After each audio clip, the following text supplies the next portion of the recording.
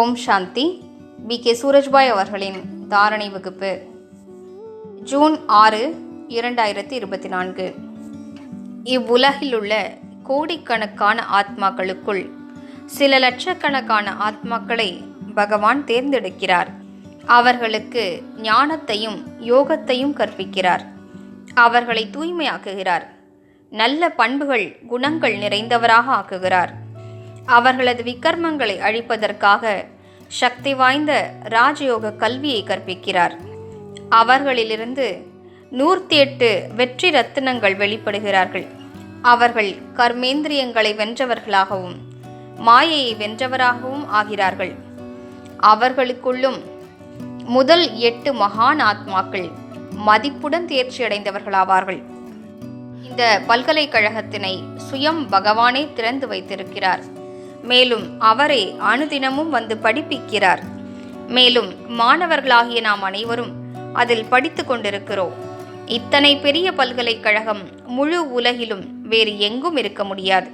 அதிலும் எத்தனை லட்சக்கணக்கான மாணவர்கள் இந்த பல்கலைக்கழகத்தில் படிக்கிறார்கள். இதில் 4 சப்ஜெக்டுகள் இருக்கின்றன. அந்த 4 சப்ஜெக்டுகளிலும் முழு மதிப்பெண்கள் பெறுபவர்கள்தான் இந்த அஷ்டரத்தினங்கள் ஆவார்கள். அவர்கள் முற்றிலும் தண்டனையிலிருந்து விடுபட்டவர்களாவார்கள். பகவானுடைய மகா வாக்கியம், யார் அஷ்டரத்தினங்களோ அவர்கள் மனதினுடைய தண்டனைகளிலிருந்து கூட விடுபட்டவர்களாவார்கள். பொதுவாக மனிதர்களுக்கு மனக்குழப்பம் என்ற தண்டனையும் கிடைக்கிறது. இந்த மகான் ஆத்மாக்கள் ஞானம் மற்றும் யோகத்தினால் அந்தளவிற்கு நிறைந்திருப்பார்கள். அவர்கள் அனைத்திலிருந்தும் விடுபட்ட நிலையில் இருப்பார்கள். அவர்கள் தர்மராஜபுரியை கடந்து செல்ல மாட்டார்கள். மாறாக தர்மராஜருக்கே கையசைத்து விட்டு செல்வார்கள்.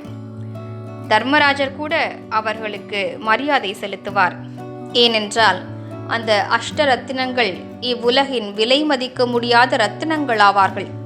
இவர்களின் காரணமாகவே 9 கோள்கள் மற்றும் 9 ரத்தினங்களின் மகிமை பாடப்படுகிறது. இவர்களை உருவாக்கக்கூடிய சிவ தந்தையையும் இணைத்து 9ஆக கூறியிருக்கிறார்கள். எனவே தீவிரமாக முயற்சி செய்வோம். நமது மனநிலையை உயர்த்தி கொள்வோம். நாம் வெற்றி ரத்தினங்களாக ஆக வேண்டும். மாயையினுடைய அனைத்து சொரூபங்களின் மீதும் நாம் சகஜமாக வெற்றியடைய முடிய வேண்டும். சுயத்திற்குள் காமத்தின் அம்சமும் இருக்கக்கூடாது. கோபத்தின் அக்னி எரியக்கூடாது. பேராசை உங்கள் மனதை அலைபாயச் செய்யக்கூடாது. பற்றுதல் உங்களை கட்டி போடக்கூடாது. அகம்பாவம், நான் எனது என்பது போன்றவை உங்களது புண்ணியங்களை அழித்துவிடக்கூடாது. பொறாமை, பகைமை போன்ற அக்னியில் நீங்கள் எரிந்து கொண்டிருக்கக்கூடாது. சோம்பலும் அலட்சிய தன்மையும் உங்களை அண்டக்கூடாது. இவை அனைத்திலிருந்தும் விலகி இருக்க வேண்டும். எனவே சுயம் பகவான் நமக்கு படிப்பிக்கின்றார். நாம் இறை மாணவர்களாவோம். இது எத்தனை பெரிய விஷயம்! மேலும் பகவான் வந்து என்ன செய்து கொண்டிருக்கிறார்? ஏன் படிப்பிக்கிறார்? ஏனென்றால் அவர் இந்த பூமியில் தெய்வீக சுயராஜ்யத்தை படைத்து கொண்டிருக்கிறார். இதில் மிகுந்த மறைமுகமான ஆழமான ரகசியங்கள் இருக்கின்றன. பகவான் கலியுகத்துடைய கடைசியில் வந்து தமோ பிரதானமான இந்த உலகத்தை சத்தோ பிரதானமான சத்யுகமாக மாற்றிவிடுகிறார். அநேக மனிதர்களை மகான் ஆக்கிவிடுகிறார். தேவதைகளாக ஆக்கிவிடுகிறார். அவர்களுக்காக ஸ்வர்க சாம்ராஜ்யத்தையே படைக்கிறார். அவர் படைத்த அந்த அரசாட்சி 2 யுகங்களுக்கு எந்த தடைகளுமின்றி இயங்குகிறது. அந்த தேவதைகள் முழு உலகையும் அரசாட்சி செய்கிறார்கள். எனவே சிந்தித்து பார்ப்போம், நாம் எந்த பதவியை அடைய விரும்புகிறோம்? யார் முதல் அஷ்டரத்தினங்களாக ஆவார்களோ அவர்களே முதன்மையான உலக மகாராஜாக்களாக ஆவார்கள்.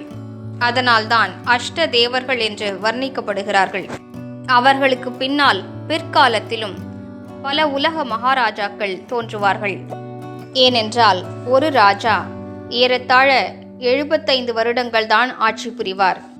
அதனால் 16-17 தலைமுறைகள் ராஜாக்கள் சத்யுகத்தில் ஆட்சி செய்வார்கள். 108 உயர்ந்த ஆத்மாக்கள் டர்ன் பை டர்ன் சத்யுகத்தை அரசாட்சி செய்து கொண்டிருப்பார்கள். மேலும் சத்யுகத்தில் சிறிய சிறிய மாநிலங்களும் இருக்கும். 9 லட்சம் மக்கள் தொகை ஆரம்பத்தில் இருக்கும். ஒரு மத்திய அரசாங்கம். மற்றபடி பல மாநில அரசாங்கங்கள் இருக்கும். ஏனென்றால் ராதை கூட ஒரு ராஜ்யத்தின் ராஜகுமாரி அல்லவா?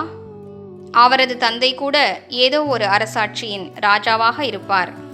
எனவே மிக அழகாக இந்த விளையாட்டு நடந்து கொண்டிருக்கிறது. எவ்வாறு பகவான் வந்து யுகத்தை மாற்றிக் கொண்டிருக்கிறார். இது இந்த உலக மக்களின் கற்பனைக்கும் அப்பாற்பட்ட விஷயமாகும். ஆனால் இந்த காரியம் நடந்து கொண்டிருக்கிறது. இந்த உயர்ந்த ஆத்மாக்கள் உலகையை மாற்றிக் கொண்டிருக்கிறார்கள். இப்போது உலக மாற்றத்தின் செயல்முறை மிக வேகமாக துவங்கப் போகிறது. சரியாக கூறப்போனால் ஏற்கனவே தொடங்கிவிட்டது. நாம் நடைமுறையில் பார்த்து கொண்டிருக்கிறோம். இயற்கையும் மாற்றமடையும், மனிதர்களும் மாறுவார்கள். மேலும் இந்த விளையாட்டு சத்யுகத்தை நோக்கி செல்ல துவங்கும். எனவே வாருங்கள், நாம் பிரபுவினுடைய சந்திப்பின் இந்த காலகட்டத்தை கொண்டாடுவோம். ஓம் சாந்தி.